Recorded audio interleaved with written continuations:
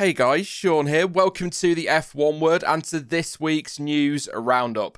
Now I've got 3 main stories for you today and then I'll fly through a few more a little bit later in the video, the news in brief if you like. But first up, Singapore Grand Prix organisers have announced that the race planned for later this year has been cancelled. Doubts around the events have been circulating for a while now due to the travel restrictions currently in place and could be in place for a while, but I don't think this news is going to come as a massive surprise to many people. A statement confirming the cancellation explained that as a result of the ongoing safety and logistical concerns brought about by the pandemic, organisers had to be cautious, adding that staging a multifaceted event for thousands of people from around the world has become increasingly challenging. And the deputy chairman of Singapore PTE Limited said, "We understand that our fans were looking forward to another edition of the Singapore Grand Prix. To cancel the event for a second year is an incredibly difficult decision, but a necessary one in light of the prevailing restrictions for live events in Singapore.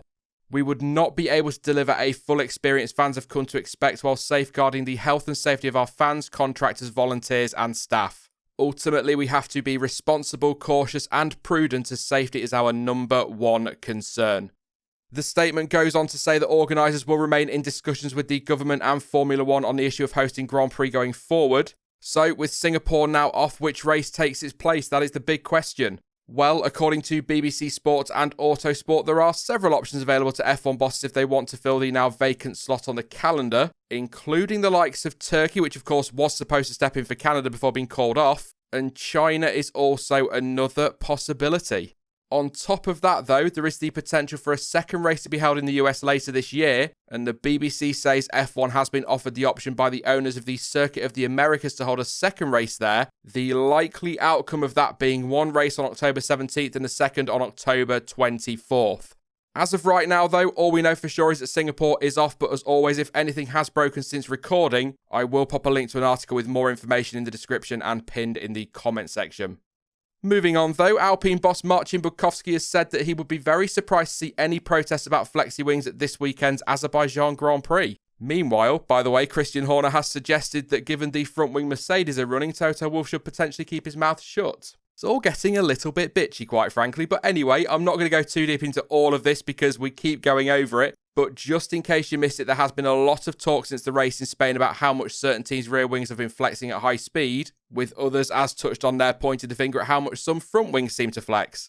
As a result of all of that, new tests will be introduced for the rear wings from the French Grand Prix, and during practice, the FIA also placed stickers on the rear wings to measure how much they move. Previously, Toto Wolff suggested some teams could protest if the wings are used in Baku as they believe they could be worth around half a second a lap on the straights. However, speaking to Sky Sports F1 following first practice, Budkowski explained, "We have designed our rear wings to the regulations. Our wing is completely legal. But the FIA has the right to introduce new tests on the wings or any other part of the car, which is absolutely fine. We have done our own tests and we will have to change some of our wings for the next race." Whether there is going to be a protest, I would be very, very surprised because the FIA have taken the problem, added new constraints from France and gave teams reasonable enough time to change the wings. He went on to add that it's not just as simple as making changes to the wings as they are crucial structural items, and so it can't be expected for teams to just make changes on the fly at very short notice, and so the FIA's process was correct, and changes for Alpine and other teams will be made in time for the next Grand Prix. It should also be said that Sky did do a comparison of the Mercedes and Red Bull wings and they both appear to flex to similar levels, I'd say. But according to AMUS, investigations by Mercedes and McLaren appear to show that the Red Bull and Ferrari wings continue to flex into what they're calling the red zone when the DRS is closed. So both of those teams are keeping their options open when it comes to a protest. And again, according to their reports, Helmut Marko has said, "We are prepared for all situations." Look, we could talk about this all day. I'm not going to because I think everyone's getting a little bit fed up of it. But you can still fully expect to hear a lot more about this over the next couple of days at the very least, especially if a team using a wing that appears to flex excessively dominates the weekend.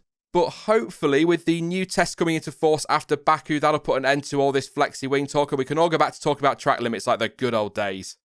Valtteri Bottas is expecting contract discussions with Mercedes to start soon as question marks remain over whether or not the team will stick with him for 2022. The Finn's contract expires at the end of this season. There has been a lot of speculation about the possibility of George Russell stepping up to take his place, potentially alongside Lewis Hamilton for next year. Russell, of course, is in the final year of his Williams contract as well. And when asked about his future ahead of this weekend's action in Baku, Bottas said, "We haven't yet talked about anything because this is being a pretty demanding championship and we know how much it matters to be able to work in peace when you can focus on the main thing, that is performance."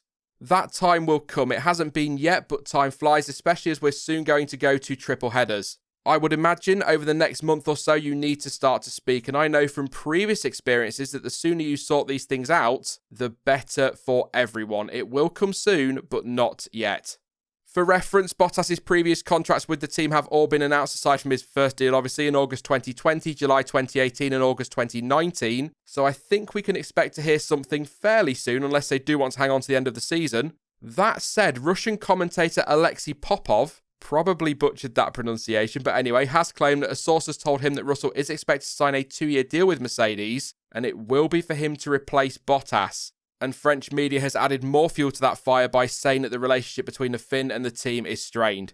Now that is obviously all rumour and I take it with a huge bucket of salt. In fact, if you can get hold of one of those road gritters, probably best. Still though, it's out there and I thought I'd give it a mention whilst talking about his future. I have to admit though, there definitely seems to be a different, let's say, atmosphere around Merc and Bottas this year. I don't know, maybe things are a little bit strained and we could be set to see Russell get bumped up for next year. Ultimately, and as obvious as it sounds, we're just going to have to wait and see on this one. I might go over it in a separate video another day. For now, though, let's get on to the news in brief. Charles Leclerc believes Ferrari will be back to reality and isn't expecting the team to be challengers in Baku. At least that's what he said prior to Friday practice. Leclerc described Monaco as a one-off, and with the long straights in Baku and the fact the circuit is generally more high speed, he expects the team to fall back to the levels of competitiveness seen prior to the race in the Principality. Despite that pessimism, I suppose, though, Ferrari actually looked relatively strong on Friday, having finished 2nd and 3rd in FP1 behind Max Verstappen and 3rd and 4th in FP2 behind the 2 Red Bulls. Now, yes, before you say it, it's only practice and we'll have to wait and see if that translates into quality and race pace, but still, on the face of it, a much better start to the weekend than clearly Leclerc was expecting. Yuki Tsunoda has been relocated by Red Bull in a bid to get his season back on track. Sonoda, who previously lived in Milton Keynes, has been moved closer to the AlphaTauri headquarters at Faenza in Italy and has explained that his time at Faenza has been scheduled by Franz Tost with regular meetings with the engineering team planned and plenty of sessions in the gym. To be honest, it's just nice to see Red Bull moving drivers to different locations rather than just different teams. But anyway, the Japanese rookie, who says he requested the move himself at the start of the season only to be told no, added that the engineering meetings he has been attending are already giving him a better understanding of the car. However, he does admit that he found last week a bit of a strain due to the much busier schedule and those longer gym sessions. Hopefully, though, after what has been a shaky few races, he'll be able to find his feet again, and being closer to the team will be a massive help for him. And finally, Dutch Grand Prix organisers have said they are targeting a capacity crowd for the race at Zandvoort, which is currently scheduled to take place in September. The situation regarding the pandemic has reportedly been improving in the Netherlands, and with talk of restrictions being lifted soon and all of them potentially gone by September, Jan Lammers is hopeful a capacity 105,000 fans will be able to attend the event. It must be said, though, that no decision has been taken yet, with Lammers saying he hopes a decision will be made in the next couple of months so the venue can focus and start planning for its first F1 race weekend since 1985. That is it for this week's news roundup then, but you can, as always, let me know your thoughts on any of the stories featured today in the comment section down below. Now, I will be back tomorrow live with the Azerbaijan Grand Prix race reaction, but in the meantime, if you did enjoy this video, then please do leave a like as it really helps out the channel, and don't forget to subscribe so you don't miss out on any future uploads. But as ever, thank you for watching. I've been Sean, this has been the F1 Word, and until next time, goodbye.